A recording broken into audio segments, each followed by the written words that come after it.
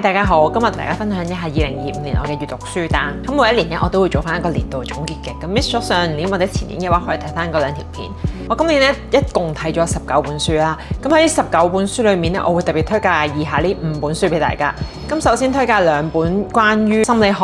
自我成長嘅非小說俾大家先。第一本咧就叫做 Not Nice， 咁呢本書都改變咗我好多嘅。咁作者本身係一個臨床心理學家啦，咁佢透過呢本書就分享咗自己多年嘅臨床經驗，再加埋心理學理論，再加埋自己由一個好好先生，慢慢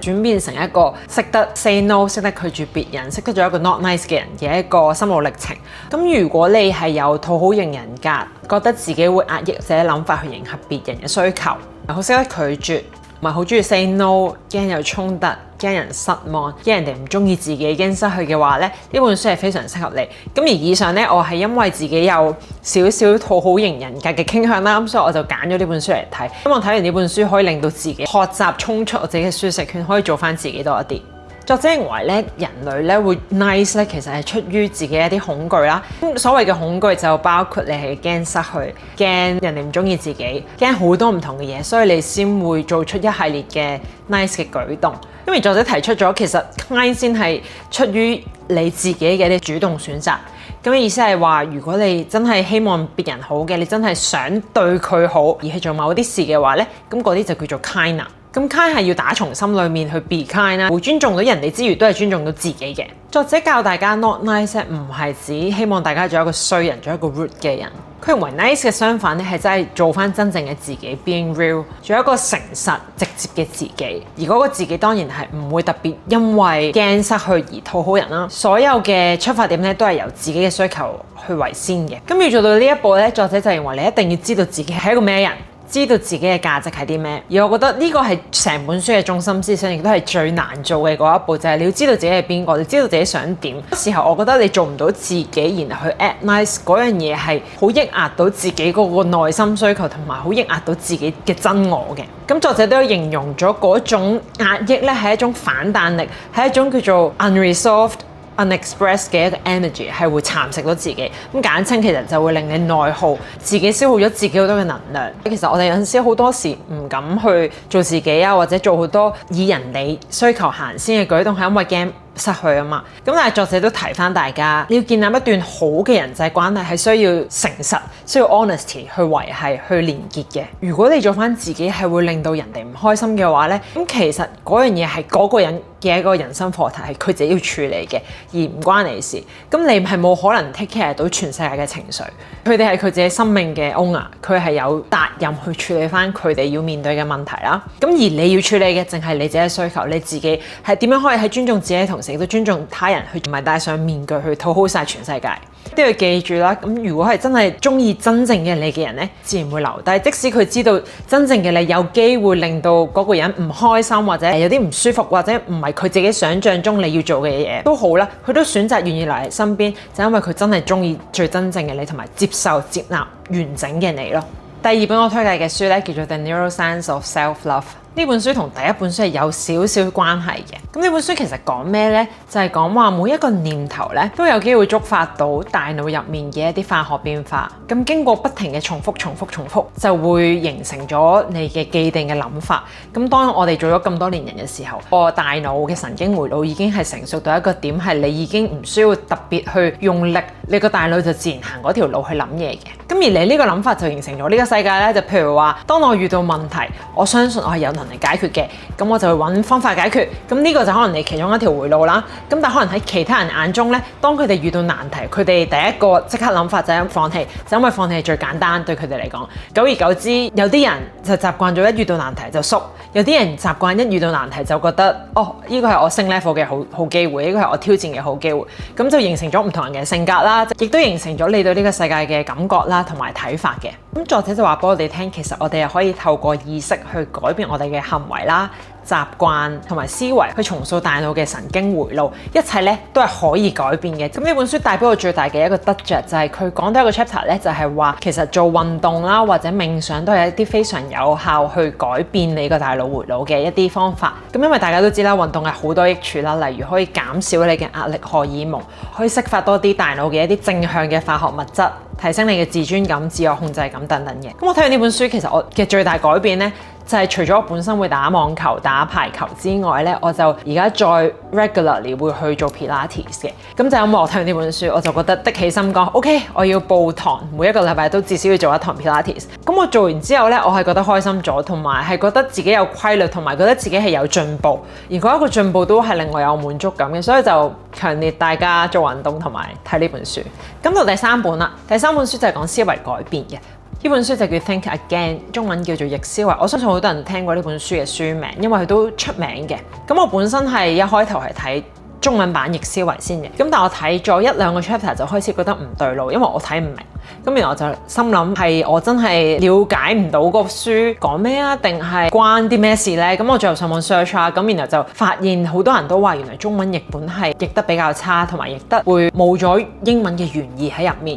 咁我嗰陣時就決定轉就睇英文書。咁英文版咧，的確一睇咧就即刻明翻好多嘢，因為英文就係始終係原本係英文寫嘅，咁所以就最貼近翻作者嘅原意啦。咁而中文有時譯錯或者冇譯到嘅問題都有機會發生啦。咁所以都呢本書特別建議會睇翻英文原版嘅。咁呢本書好簡單嘅啫，佢想講嘅嘢就係希望大家要多啲質疑自己嘅諗法，多啲去諗會唔會我嘅諗法係錯嘅咧？因為咧人咧天生好容易陷入一個模式，就係會覺得自己總係啱嘅，係慣咗嘅，然後好 defensive， 人哋一 challenge 你就話嚇，我覺得我啱喎，然後你就會講你嘅種種嘅證據啊，或者種種嘅諗法去支持自己一定係啱咁樣，因為你都唔希望自己係錯嗰邊，同埋如果你覺得自己係錯，你就自然唔會講嗰堆説話，你講得出其實你都係覺得自己係啱，你先會講噶嘛。咁智慧咧就係你要知道幾時去捨棄一啲舊嘅諗法，去 upgrade 下你本身嘅諗法啦，咁你先至會進步，先至唔會固步自封。我哋可以想像我哋嘅目標要做一個科學家去諗嘢，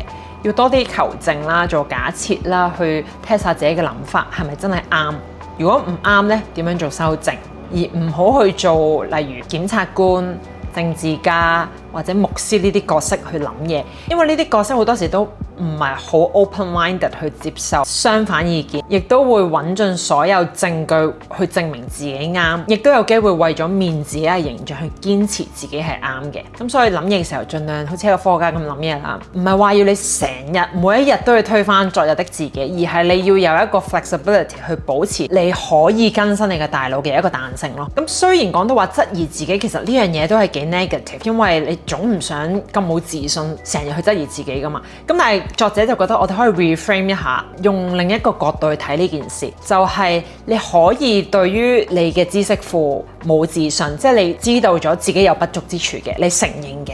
咁但係你係有自信去學習，你有自信去更新自己嘅大腦嘅 software， 你有信心，即使而家我有呢個知識嘅不足，但係你將來你係會願意去學，去填補翻呢個知識嘅空洞嘅。咁所以就要保持彈性咯，即係唔係話你一定錯，但係你要有空間去接受你可能係錯嘅，同埋你可以點樣更新自己嘅大腦嘅思維。咁所以呢本書最重要帶俾我嘅得着咧，就係令我諗多幾重咯，啲嘢唔好咁絕對相信自己一定係啱，而係有一個空間去同相反意見去溝通，去諗下對方係點諗，同埋我點樣可以會容納到多啲唔同嘅意見，對每一件事有一個更完整嘅了解。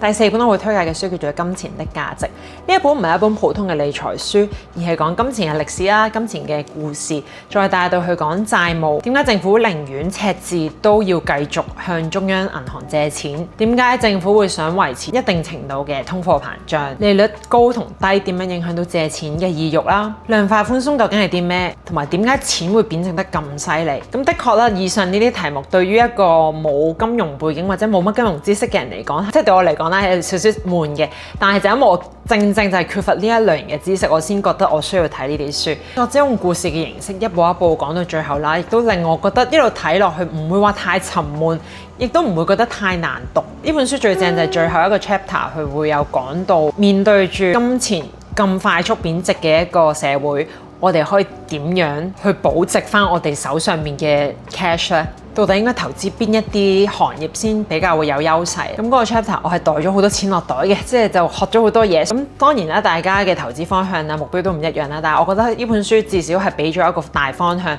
話都俾我聽咗個唔同嘅角度去諗下，我其實仲可以投資啲乜嘢，去令到金錢係可以追得上通貨膨脹之餘，同埋政府唔同嘅 policy 或者利率嘅變動點樣會影響到我嘅投資決策呢？咁呢本書咧，相信係解答到大家好多嘅問題嘅。咁最後咧，就想同大家介紹一本小説。咁呢本小説嘅名咧就叫做《世界就是這樣結束的》，英文叫做 On the Beach。呢本書係1957年出嘅一本書啦。咁呢本書係我第一次接觸講關於世界末日嘅小説。故事個背景就係講話嗰陣時有核戰，咁所以北半球幾乎已經係毀滅晒，冇人㗎啦。咁得返南半球嘅人仲係生存緊啦。咁但係隨住輻射嘅飄散，咁南半球始終會有一日都會滅亡啦。咁所以講個背景咧就喺澳洲 Melbourne， 就睇下啲人點樣面對最後人生嘅幾個月或者幾個禮拜。咁呢本小説好特別嘅位就係佢雖然講世界末日啲咁沉重嘅課題啦，但係佢成本書係走得非常平淡，